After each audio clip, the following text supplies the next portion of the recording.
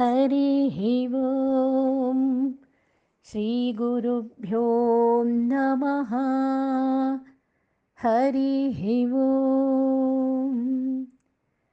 సత్సంగ సభ్యులందరికీ హృదయపూర్వక నమస్కారములు. మనం ఇప్పుడు కర్మయోగంలో 16వ శ్లోకం 17వ శ్లోకం రెండు కలిపి ఇవాళ చెప్పుకుందాం. ఏవం ప్రవర్తితం చక్రం నానువర్తయతి హయః అఘాయురింద్రియా రామో మోఘం పార్థ సజీవతి. చెప్తున్నాడు, ఇంద్రియ చక్రమా ఏమి నీకు ఎలా ఉంది? ధర్మచక్రంలో ఉంటావా, ఇంద్రియ చక్రంలో తిరుగుతావా అని ఇక్కడ అడుగుతున్నాడు. ఏవం ప్రవర్తితం చక్రం న అనువర్తయతి ఇహ యః అఘాయుః ఇంద్రియా రామః మోఘం పార్థ సహా జీవతి. అర్జున, ఈ విధంగా త్రిప్పబడుతున్నటువంటి సృష్టి చక్రమును ఈ లోకమునందు ఎవడైతే అనుసరించి జీవించడో, నా అనువర్తయతి, అనుసరించి జీవించడో వాడు పాపమే ఆయువుగా ఉన్నటువంటి వాడు అవుతాడు.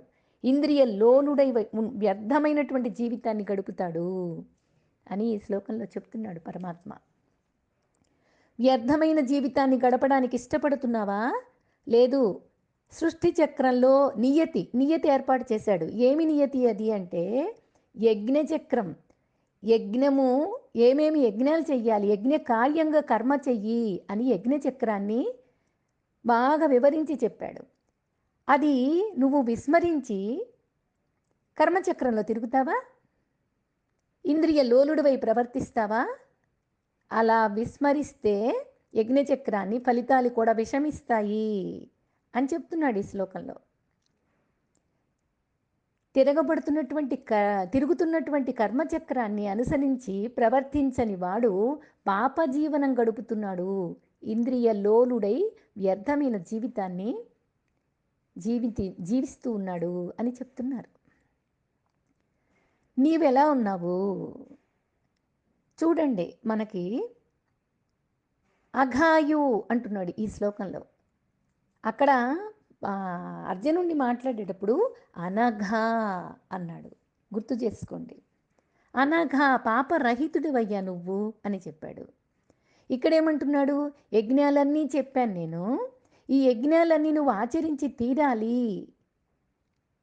నువ్వుగా ఉండాలి అంటే, నన్ను తెలుసుకోవడానికే నీ జీవనయాత్ర సాగాలి అంటే ఈ విధమైనటువంటి ఇంద్రియ చక్రంలో నువ్వు పడకూడదు అనేది బాగా కొట్టి చెప్తున్నాడండి. ఇంకా అర్థం చేసుకోకపోతే సాధకుల లక్షణం కాదది. విశ్వచక్రం విశిష్టంగా తిరుగుతూ ఉంది. ప్రకృతి అంతా ఎలా ప్రవర్తిస్తుందో మనం అంతా చెప్పుకున్నాం. ధర్మాన్నే ప్రధానంగా చేసుకొని తిరుగుతూ ఉంది. కాబట్టి ఇది ధర్మచక్రం. ఈ చక్రము బాగా త్యాగం చేసి అనుభవించాలి, త్యాగం చేసి అనుసరిస్తూ వెళ్ళాలి. అంతేగాని మొత్తం నాకే కావాలి అనేదిగా ఉండకూడదు. ఉన్నది మొత్తం పరమాత్మ అని సాంఖ్యయోగంలో ఎంతో అద్భుతంగా తెలియచేశాడు. దాన్ని బాగా మననం చేసుకోండి. ఎప్పుడైనా సమయం ఉండి ఖాళీగా ఉంటే 2వ అధ్యాయం బాగా వినండి. ఎంత విశిష్టమైనటువంటి ఆత్మతత్వాన్ని తెలియచేశాడు, కర్మ తెలియచేశాడు, అన్నీ పరిచయం చేశాడు అక్కడ. ఇక్కడ ఒక్కొక్క శ్లోకంలో చెప్పిందే చెప్తూ యజ్ఞాలు, యజ్ఞ కార్యాలు, నిష్కామ కర్మ మొత్తం అంతా వర్ణిస్తున్నాడు.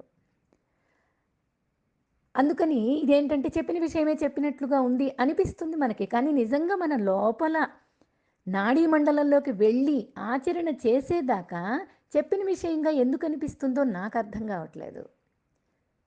ఎందుకు పరమాత్మ ఒక శ్లోకం చెప్పి మళ్ళీ అదే శ్లోకాన్ని మళ్ళీ చెప్తున్నాడు అంటే, నువ్వు ఆచరించదగ్గ కార్యం ఇది అని గుర్తు చేస్తున్నాడు. నువ్వు ఆచరించేదాకా ఆయన వదిలిపెట్టడు. గురువు అంటే అది, భగవంతుడంటే అది. అది మనకి ఎక్కడ కనపడుతుంది? మన మానసిక స్థితిలో, ఆ బుద్ధిలో జ్ఞానం అనేది మనకు ఏర్పడిందా లేదా? అది మనకు కావాలి. త్యాగం చేసి అనుభవించు అని చెప్పారు. లేకపోతే దొంగవైపోతావు అని హెచ్చరించాడు. తిట్టేశాడు. హెచ్చరించటం ఏముందండి? అట్లాగే ఈశ్వరాజ్ఞ చేత ఈ చక్రమంతా తిరుగుతుంది. ఇప్పటికి నువ్వు గమనించావా లేదా? ఈ విషయాన్ని మనం ఎన్నో ఎగ్జాంపుల్స్‌తో చెప్పుకున్నాం. ఈశ్వరాజ్ఞ ఉపదేశ సారంలో రమణ మహర్షి రాస్తాడండి. ఈశ్వరాజ్ఞ కర్తృరాజ్ఞయా ప్రాప్యతే ఫలం కర్మ కిం పరం కర్మ తజ్జడం అంటాడు. ఇదంతా కూడా కర్తృరాజ్ఞయా ప్రాప్యతే ఫలం. నువ్వు కర్మ ఏదైతే చేస్తావో దానికి తగ్గ ఫలితం భగవంతుడు ఇస్తాడు. కర్మకు తగ్గ ఫలితాన్ని ఇచ్చేవాడు ఎవరు అంటే ఈశ్వరాజ్ఞ. ఈ ప్రకృతి అంతా కూడా ఈశ్వరాజ్ఞతో తిరుగుతూ ఉంది. ఈ సృష్టి చక్రాన్ని నడిపేవాడు ఎవడు అంటే పరమేశ్వరుడు. ఈ చక్రం ఆగకుండా తిరుగుతుంది. బాగా అర్థమైంది కదా మనకి. చక్రం అంటే ఏంటి? భగవంతుడు నిర్ణయించినటువంటి కాలచక్రం. ప్రతి క్షణం ఈ చక్ర భ్రమణంలో కొత్తవి ఎన్నెన్నో కనపడుతూ ఉన్నాయి. ఋతువులు తిరిగిపోతున్నాయి, కాలాలు కదిలిపోతున్నాయి.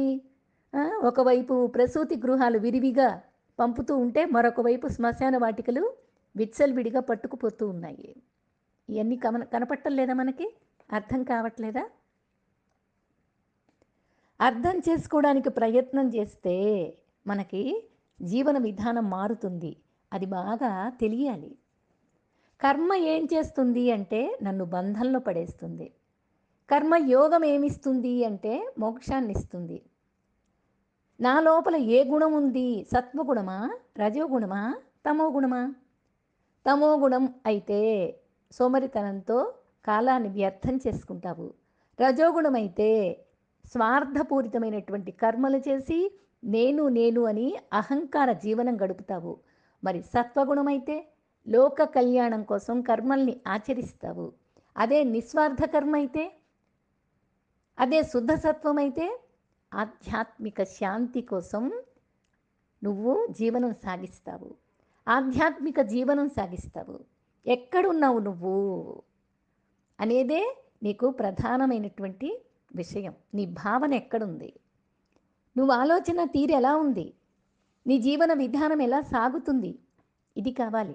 ఉన్నది మొత్తం పరమాత్మే అనేది చెప్తుంటే నాకు ఇన్ని సందేహాలు వస్తున్నాయి అంటే నాకు అనుభవం లేదు, అందుకే సందేహం వస్తుంది.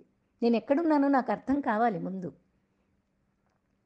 మొత్తం పరమాత్మే అయినప్పుడు అన్ని నిర్ణయాలు ఆయనే ఇస్తాడు అనుకున్నప్పుడు మరి నేనేం చెయ్యాలి? మరి నా కర్మ ఎందుకు చెయ్యాల్సి వస్తుంది?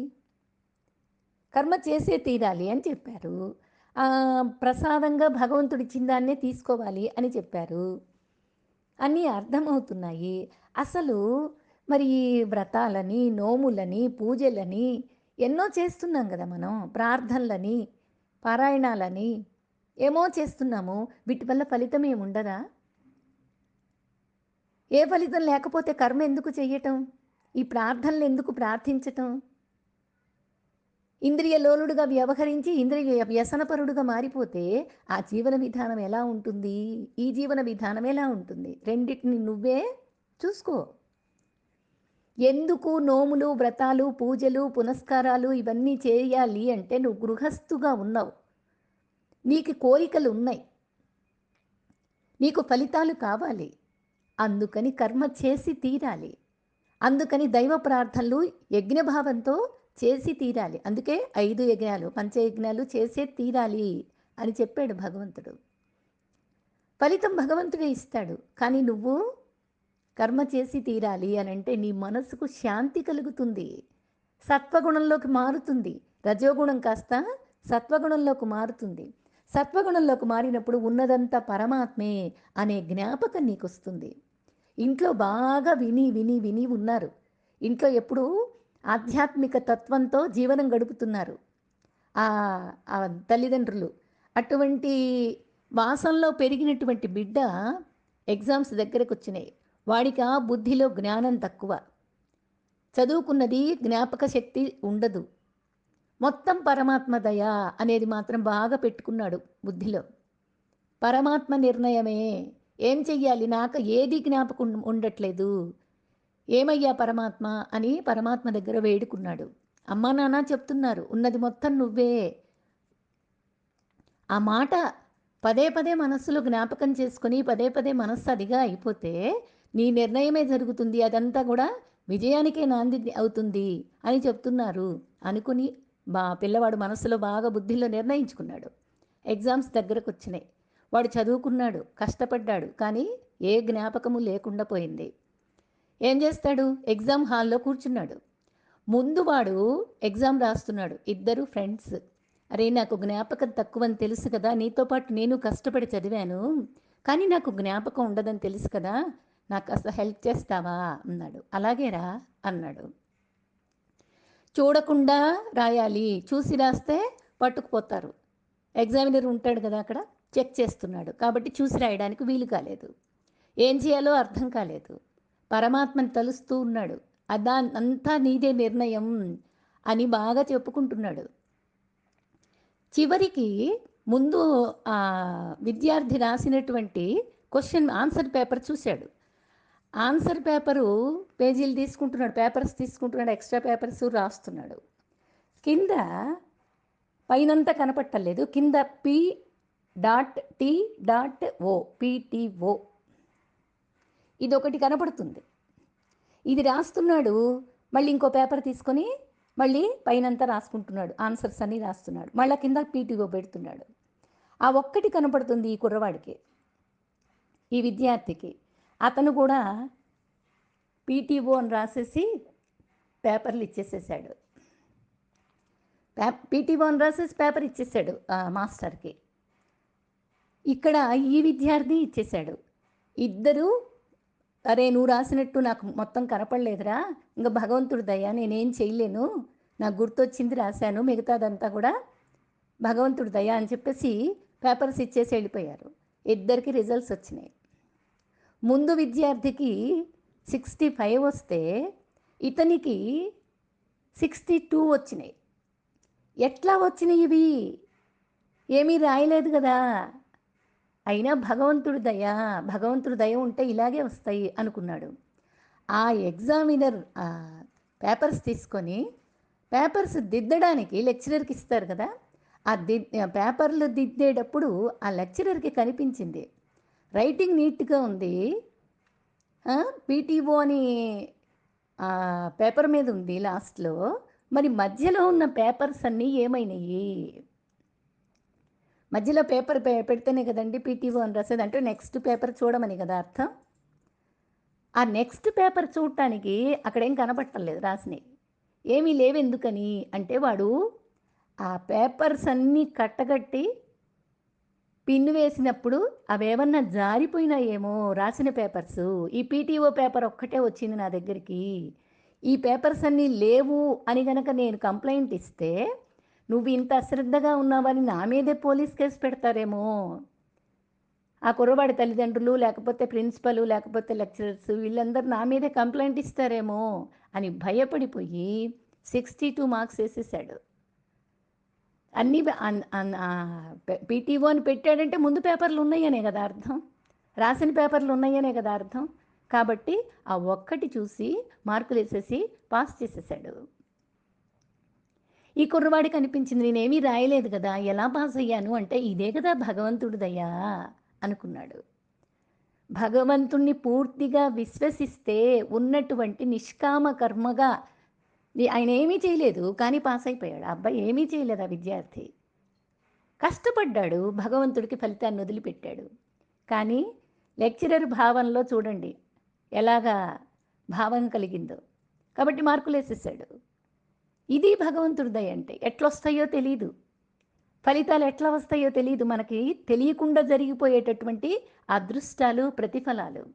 ఫలాలు కనపడవు, కానీ చేసినప్పుడు కనపడవు, కానీ తర్వాత వచ్చేది ప్రతిఫలం. భగవంతుడి దయకు వదిలేస్తే చక్కగా నిర్ణయిస్తాడు ఆయన. ఇది తెలియాలి. ఇది తెలియకుండా ఇంద్రియ చక్రంలో పడిపోయామనుకోండి, ఇంద్రియాభిలాషులుగా జీవనం సాగించామనుకోండి, అప్పుడు అలాంటి వాడు ఏమవుతాడు అంటే అఘా అంటున్నాడు. అఘాగా మారిపోతావు నువ్వు. ఇదే నీకు కావాల్సింది. అంటే ఏంటి? పాపం. అఘాయువు అంటే జీవనం. అఘాయువు అంటే పాపమే ఆయువుగా గలవాడు, పాప జీవనుడు అని తిట్టేస్తున్నాడు. నువ్వు పాప జీవనుడుగా ఉంటావా? రజోగుణంలో తమోగుణంలో ఉండి, లేదా సత్వగుణంతో శుద్ధ సత్వంతో ఉండి నిష్కామ కర్మ చేసి ధర్మమైనటువంటి కార్యం చేసి ఉన్నదంతా భగవంతుడే అని ఈ ధర్మచక్రాన్ని చెప్పినటువంటి ఆచరణని యజ్ఞాలన్నీ చేసి నిస్వార్థంతో జీవిస్తావా? ఎలాగా? ధర్మచక్రాన్ని అనుసరించని వాడు పాప జీవనుడైపోతున్నాడు. మరి నువ్వెలా ఉంటావు? ధర్మచక్రంలో ఇమడలేడు. పాపంతో ఆచరించే పాప మనస్సు ఎలాగ ధర్మచక్రంలో ఉంటాడు? పూర్తిగా ధర్మమైనటువంటి జీవనం గడిపేవాడు పరమాత్మ నిర్ణయంకి వదిలేస్తాడు. కర్మ చేస్తాడు, పరమాత్మ నిర్ణయానికి వదిలేస్తాడు. ఏడ్చుకుంటూ బతకడు. నేను బతుకు జీవనాన్ని ఈడుస్తున్నానండి అంటారు కొంతమంది.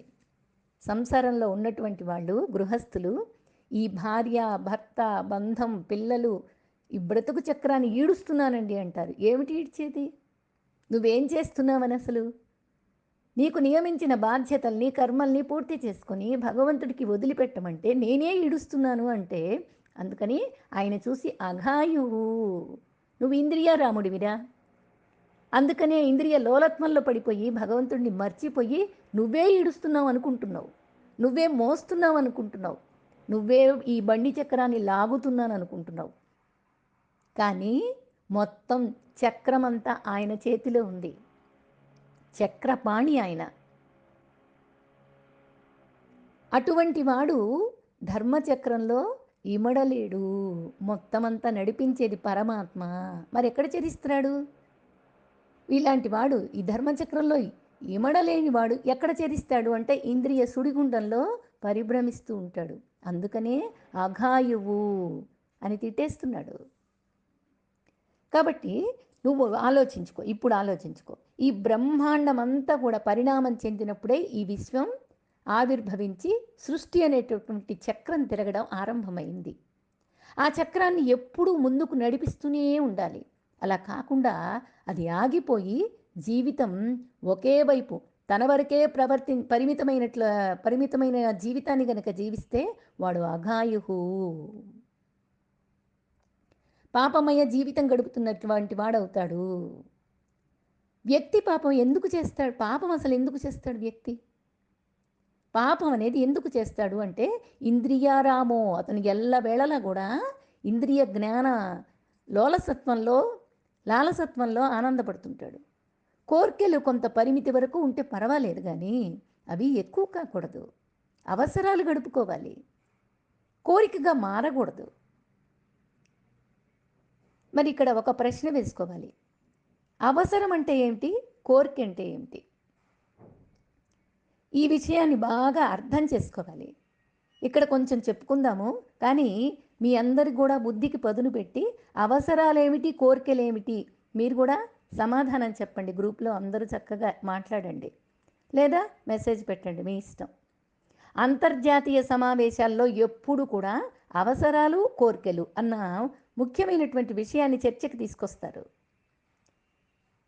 అవసరాలకు సరిపోయిన వనరులు ఎప్పుడూ ఉంటాయి, కానీ కోరికలకు సరిపోయే వనరులు మాత్రం లేవు అని అక్కడ చర్చలో ముగించేవాళ్ళు. అంటే మనకు వివేకంతో కూడినటువంటి జ్ఞానం ఉన్నప్పటికీ మనం దాన్ని ఉపయోగించని కారణంగా మన అవసరాలు ఎక్కువైపోతున్నాయి. అర్థం చేసుకోండి. అంతా ఇంద్రియారామమైనట్లయితే సమాజం క్షీణించిపోతుంది. నాగరికతల్లో ఈ మార్పు వచ్చినప్పుడల్లా పతనాన్ని చూసాం అందరం. మన చరిత్రలో కూడా ఇటువంటి పతనాన్ని చూస్తూనే ఉన్నాం. అఘాయుహు, అది పాపమయ్యా. మోఘం పార్థ సజీవతి. అర్జున, అటువంటి జీవితం వ్యర్థమైన జీవితం. అర్థం లేని జీవితాన్ని జంతువులన్నీ కూడా గడుపుతున్నాయి కదా, ఆ విధంగానే అవి జీవిస్తాయి. అయితే నీ ప్రత్యేకత ఏముంది?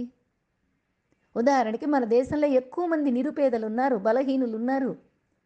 కొద్ది మందికి మాత్రం అన్నీ ఎక్కువగా ఉండి వాళ్ళు ఇంకా ఇంకా ఎక్కువ కావాలని కోరుకుంటారు. అలాంటి జీవితం అర్థం లేనిది, వ్యర్థమైంది అంటున్నాడు. నీకు కావలసినంత ఉన్నప్పుడైనా కనీసం నువ్వు త్యాగం చేసి అనుభవించాలి, పరమార్థకు నివేదించాలి. అంతా ఉన్నా కూడా ఇంకా కోరికల లంపటంలో దిగిపోతున్నావు. నిన్ను నువ్వు తెలుసుకునే ప్రయత్నమే చేయట్లేదు. నిష్కామమైన జీవితమే లేదు. అటువంటి జీవితం వ్యర్థమైంది. ఇతరుల గురించిన యోచనే ఉండదు. ఎందుకు జీవిస్తున్నారో తెలియదు. ఇదే విషయాన్ని మరింత గొప్పగా చెప్తున్నాడు. అంటే మరొక రీతిలో చెప్తున్నాడు. ఇది ఇంద్రియ చక్రంలో ఉన్నటువంటి వాడి గురించి చెప్పి ఈ శ్లోకంలో పరమాత్మనే పూర్తిగా విశ్వసించినటువంటి వాడు ఎలా ఉంటాడు అనేది చెప్తున్నాడు. అంటే ఆత్మజ్ఞానం లేనటువంటి ఈ కర్మ చేసేటటువంటి అధికారులు కర్మను తప్పకుండా అనుష్ఠించాలి అంటున్నాడు కదా పరమాత్మ. ఆత్మజ్ఞానం లేదు, అలాంటి వాడు ఎట్లాంటి కర్మలు ఆచరించాలి అనేది చెప్పాడు. మరి ఆత్మానందాన్ని అనుభవించేటటువంటి ఆత్మజ్ఞానులు కర్మల్ని ఆచరించాలా లేదా అనే సంశయానికి సమాధానం చెప్తున్నాడు నెక్స్ట్ శ్లోకంలో. 17th చూడండి. యస్త్వాత్మరతిరేవ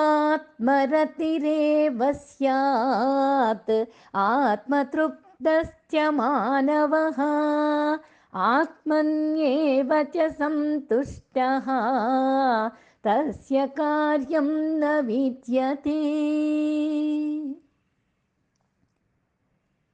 చూడండి, యహ మానవః తు, ఏ మానవుడైతే ఆత్మరతి ఏవ, ఆత్మయందే ప్రీతి కలవాడై ఉంటాడో, ఆత్మతృప్త చ, ఆత్మచేతనే తృప్తిని పొందువాడై ఉంటాడో, ఆత్మనీ ఏవ, ఆత్మయందే సంతుష్ట చ, సంతోషపడుతూ ఉంటాడు. అటువంటి వాడు ఎట్లా అయితే ఉంటాడో అటువంటి వానికి చేయదగింది ఏమీ ఉండదు. తస్య కార్యం న విద్యతే, ఏమీ ఉండదు చేయాల్సిన కార్యం. మనకి 2వ అధ్యాయంలో చెప్పాడు. ఆత్మన్యేవ చ సంతుష్టః అని చెప్తాడు. ఆత్మలోనే, ఆత్మతోనే, ఆత్మగానే ఆనందపడేటటువంటి వాడు. మళ్ళీ ఆ శ్లోకం చెప్తే సమయం ఎక్కువ అవుతుంది. రెండో అధ్యాయంలో బాగా చెప్పుకున్నాం మనం. ఆత్మలోనే, ఆత్మగానే, ఆత్మతోనే ఉంటాడు, ఆనందిస్తూ ఉంటాడు. అటువంటి వాడి గురించి ఇక్కడ మాట్లాడుతున్నాడు. ఆత్మయందే రమించేవాడు, ఆత్మయందే తృప్తి పడేటటువంటి వాడు, ఆత్మయందే సంతోషించేవాడు చేయవలసిన కార్యం ఏది లేదని కొట్టిపడేశాడు ఇక్కడ. వాడికి ఏమి అనుమానాలు ఉండవు. మనకైతే అనుమానాలు వస్తాయి. అది చెయ్యాలా, ఇది చేయాలా, అప్పుడు వెళ్ళాలా, ఇప్పుడు వెళ్ళాలా, అది కావాలా, ఇది కావాలా, వాళ్ళేమనుకుంటారో, వీళ్ళేమనుకుంటారో, ఇవన్నీ మనకు కలుగుతూ ఉంటాయి. కానీ ఆత్మయందే రమించేవాడు వాడికి వేరుగా ఏది కనపడదు. కర్మ చెయ్యాలా లేదా అనేటటువంటి విషయంలో ఎక్కడ సందేహమే రాదు. చేసుకుంటూ వెళ్ళిపోతాడు. కర్మ జరుగుతుంది, చేసుకుంటూ వెళ్ళిపోతాడు. కానీ సందేహం రాదు. ఎందుకంటే మొత్తం ఆత్మతత్వంగా ఉంది. ప్రారంధం ఉంది కాబట్టి శరీరం నడుస్తుంది, శరీర ప్రారంధం ఉంది అని గమనిస్తాడు. వ్యవహార సత్యాన్ని ఆచరిస్తాడు. వ్యవహార సత్యం చెప్పుకున్నాం కదా, జ్ఞాపకం చేసుకోండి. జరుగుతూ ఉన్నటువంటి వ్యవహారాన్ని జరిపేసేస్తాడు, ఆ కర్మ చేసేస్తాడు, మళ్ళీ ఆత్మతోనే రమిస్తూ ఉంటాడు.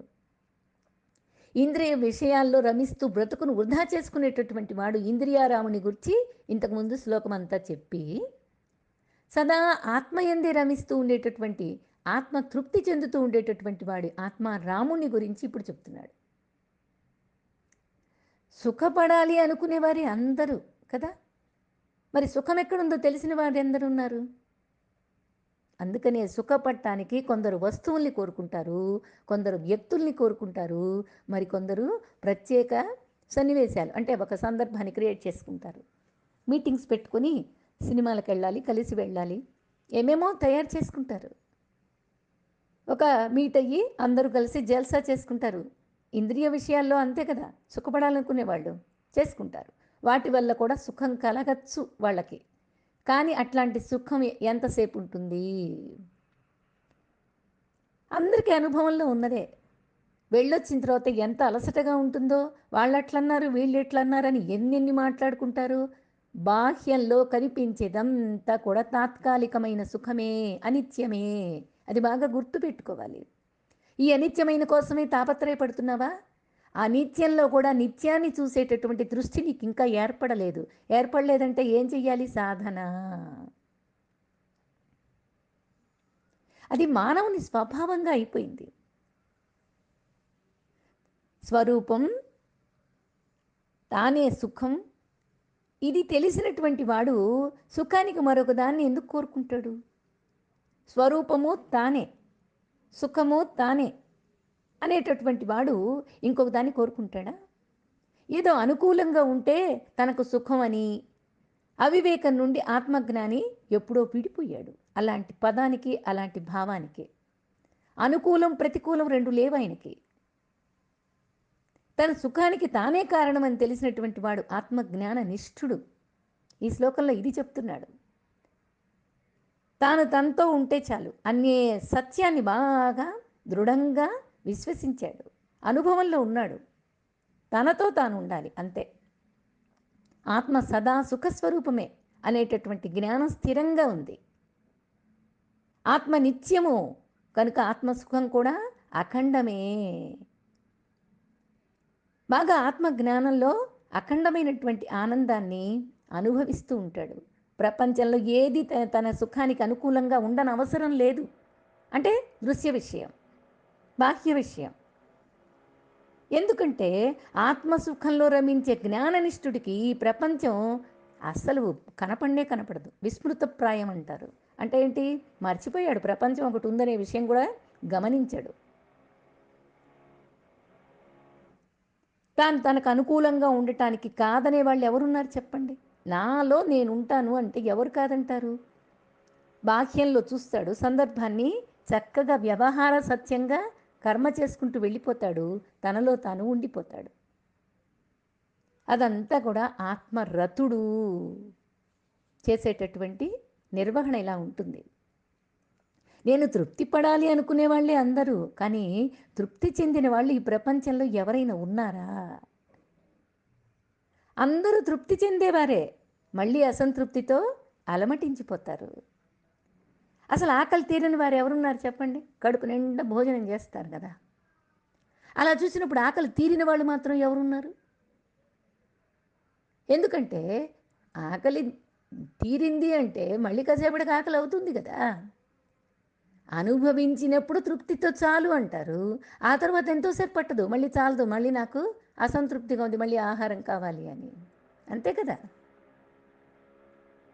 అలా తృప్తి పడాలనుకుంటే మానవుడికి ఆనందం, తృప్తి, సుఖము, సంతోషం అవన్నీ కుందేటి కొమ్మే, దొరకందే మనకి. అది చెప్తున్నాడు. ఆత్మే తాను అని తెలిసినటువంటి వాడు ఆత్మజ్ఞాన నిష్ఠుడు. ఆత్మ పూర్ణ స్వరూపం కాబట్టి అది అసంగము. ఆత్మకు దేనితో సంగత్వం ఉండదు. ఎందుకంటే ఉన్నది మొత్తం ఆత్మగానే ఉంది. సంగత్వం లేకపోతే కర్మ ఎక్కడుంది? ఇంకా అకర్తగా ఉండిపోతాడు. పొందవలసింది ఉంటే చెయ్యవలసింది ఉంటుంది. పొందవలసిందే లేకపోతే చేయవలసింది మాత్రం ఏముంటుంది చెప్పండి? ఇలాంటి జ్ఞానం కల ఆత్మవిధుడికి చేయవలసిందంటూ ఏమీ లేదు అని ఇక్కడ స్పష్టం చేస్తున్నాడు. కర్మలు చేస్తాడు ఆత్మజ్ఞాని కూడా, చేయకుండా ఏం కూర్చోడు. ఎలా ఉన్నా తాను అకర్తే, నేను చేసిన వాడిని కాదు అనుకుంటాడు. దీనికి ఎన్నో ఎగ్జాంపుల్స్ మనం చెప్పుకున్నాం. 2వ అధ్యాయమే పునాది బాగా పడాలి. అందుకే ఒక్కొక్క వాయిస్ క్లిప్పు 50 నిమిషాలు 40 నిమిషాలు అట్లా జరిగింది. 52 నిమిషాలు కూడా దాదాపు వెళ్ళిపోయింది. ఎందుకంటే పూర్తిగా ఇమ్మర్స్ అయిపోయి 2వ అధ్యాయం అంతా చెప్పేసుకున్నాం. తర్వాత జరిగినా జరగకపోయినా పర్వాలేదు. భగవద్గీత 18 అధ్యాయాల సారాంశాన్ని 2వ అధ్యాయంలో పూర్తి చేశాడు భగవంతుడు. ఇక్కడ పరిచయం, ఇంక మళ్ళీ సాధన. నాకు అనుభవం కాలేదు కాబట్టి మళ్ళీ ప్రశ్నలు, సందేహాలు, సాధన అన్నీ వస్తూ ఉండాలి కాబట్టి ఒక్కొక్కటి విశదీకరిస్తున్నాడు. ఆత్మజ్ఞానం కర్తను అదృశ్యం చేసేస్తుంది. చేసేవాడు లేడు అనిపించేది, లోపల ఒక భావన కలుగుతుంది. కాబట్టి ఆత్మవిధుడు కర్మను చేసినా కూడా తను కర్త అనే భావం లేకుండా చేస్తాడు. కర్మలు జరుగుతున్నట్లుగా చూస్తాడు, చేసినట్లుగా చూడడు. ఇది ఎవరు చేశారు అంటే నేనే అని మనం చెప్తాం. కానీ ఆత్మనిష్ఠుడు అలా జరిగింది అంటాడు. చేశాను అంటానికి, జరిగింది అంటానికి ఎంత తేడా ఉందో చూడండి. చేశాను అంటే కర్తృత్వం, జరిగింది అంటే అకర్త. కర్మల నుండి నేను ఎప్పుడు విడిపడతాను అని ఆత్మజ్ఞాని అడగడు ఎవరిని. ఎందుకంటే సర్వకర్మల నుండి విడిపడే ఉన్నవాడు. అటువంటి వాడే ఆత్మనే నేను అనే జ్ఞానంతో ఉంటాడు. ఇంకా దేహం అంటారా, ఉంటుందలా అంతే. దేహం అనే భావన ఆత్మనిష్ఠుడికి ఉండదు. కాబట్టి ప్రారబ్ధ ఫలంగా కదులుతుంది ఈ దేహం. అంటే ఆత్మజ్ఞానిని నీడలాగా వెంబడిస్తూ ఉంటుంది అంతే. నీడ ఆత్మజ్ఞాని వేరువేరా? నేను నా నీడ వేరు కాదు కదా. ఈ విషయాన్ని ఇలాగా విపులీకరించి రెండో అధ్యాయంలో బాగా గొప్పగా చెప్పుకున్నాం. బాగా గమనించుకోండి. ఆత్మని కనుగొన్న తర్వాత ఆత్మలోనే తృప్తి పడుతూ ఉంటాడు. ఏ విధమైనటువంటి కర్తవ్యాన్ని, బాధ్యతని తనవిగా భావించుకోడు. అలా మానవ పరిణామంలో ఉన్నత స్థాయికి చేరుకున్నవాడవుతాడు. ఆత్మరతి ఇక్కడ అద్భుతమైనటువంటి అనంత ఆత్మను పొందిన ఆనందంలో అతనికి బాహ్యంగా కావాల్సిందేమీ లేకుండా ఆత్మతృప్తశ్చ మానవ అంటున్నాడు. ఆనందమంతా ఆత్మలోనే పొందుతున్నాడు. ఇది చాలా ఉన్నత స్థాయి వాళ్ళకి లభ్యమవుతుంది.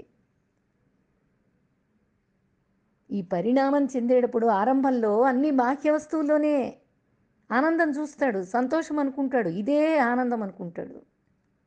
కానీ తనలో ఉన్న దివ్యత్వాన్ని గుర్తించిన తర్వాత ఇంతకంటే ఉత్తమమైంది లేదు. తనలోనే తాను ఆనందంగా అనుభవించటం ఏంటో నేర్చుకున్నాడు. ఇది అర్థమవుతుంది ఆ స్థితిలో ఉన్నవాడికి. తస్య కార్యం న విద్యతే. అతనికి ఏ విధమైన కర్తవ్యం కూడా ఉండదు. స్వేచ్ఛమయుడిగా జీవిస్తాడు. పరిపూర్ణమైనటువంటి ఆనందాన్ని అనుభవిస్తాడు. అతని జీవితం అండి ఒక వరం. అట్లాంటి జన్మ ఒక వరంగా తీసుకుంటాడు. అలాంటి జీవితం కోసమే మనం ఇప్పుడు కర్మలు చెయ్యాలి. ఎలాంటి కర్మలు? ఎందుకు చేస్తున్నాం మనం కర్మలంటే మనకు పరిపూర్ణత రాలేదు కాబట్టి కర్మలు చేస్తే తీరాలి. మనకేదో కావాలి కాబట్టి మనం పని చేస్తున్నాం. నీకు ఆకలిగా ఉన్నప్పుడు ఎవరైనా ఆహారాన్ని పట్టుకొని వెళ్తుంటే నువ్వు అది కావాలని కోరుకుంటావు. కానీ అదే కడుపు నిండా తిన్న తర్వాత ఆహారాన్ని చూసి తినమని బతిమాలినా నువ్వు వద్దంటావు. నువ్వు పూర్తిగా భుజించి ఉన్నటువంటి కారణంతో ఆ కోరిక కలగదు. ఈ సామాన్యమైనటువంటి అవగాహన అందరికీ కలుగుతుంది, అందరికీ అనుభవంలో తెలుసు. అదేవిధంగా సంపూర్తిగా ఆనందం కలిగిన తర్వాత ఇంక నాకేం కావాలన్న కోరిక మిగులుతుంది చెప్పండి. ఏ వస్తువు వల్ల కాదు ఆనందం, నా లోపల నేనే ఆనందంగా ఉన్నాను. ఆనందాలకే ఆనందమైన ఆత్మని నేను అనుభవిస్తున్నాను. దేని యందు కోరిక లేక ఆత్మానందంలోనే ఉన్నాను అని ఈ శ్లోకం స్పష్టంగా తెలియజేస్తున్నాడు. కాబట్టి నాకు ఇంద్రియ లాలస మొత్తం వదిలేశాను. కొద్దిగా తగ్గింది అని చెప్తే కుదరదండి, ఇంకా సాధన చెయ్యి అంటాడు భగవంతుడు. ఇంద్రియ లాలసను వదిలేశాను, నేనుగా ఆత్మతత్వంలో రమిస్తూ ఉన్నాను. అటువంటి వాడు జ్ఞాని.